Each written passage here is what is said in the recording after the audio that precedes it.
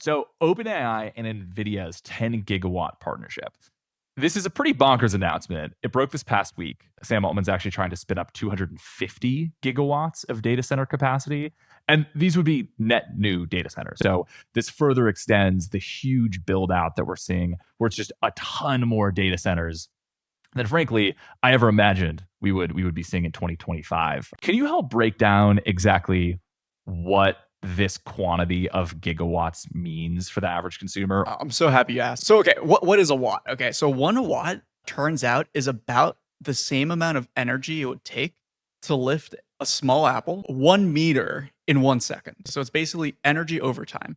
So if you think about it, 700 watts is like lifting a barbell with 45-pound plates or 20-kilogram plates continuously every second into perpetuity. Then you'd be putting out 700 watts of energy.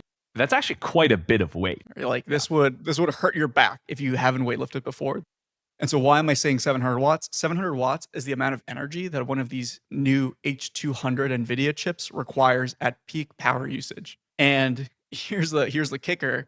Models nowadays aren't just trained on one Nvidia chip, they're trained on 10,000 or even 100,000 these days. When we say that Nvidia wants to produce a 10 gigawatt factory, so 10 gigawatts is 10 billion watts.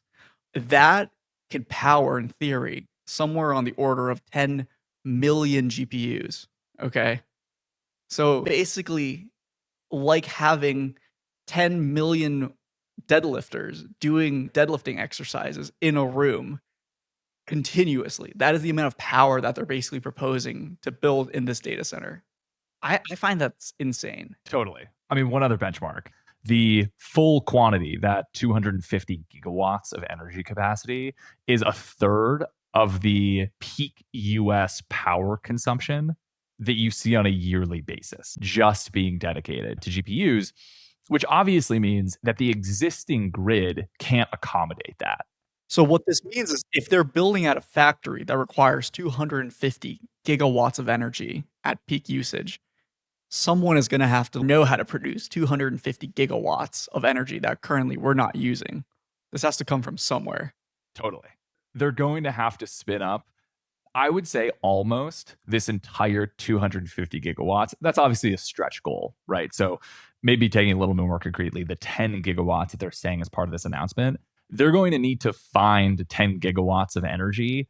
We're really looking down the pipe and thinking that we're going to need some pretty serious changes to the grid in order to accommodate this kind of load. Wow.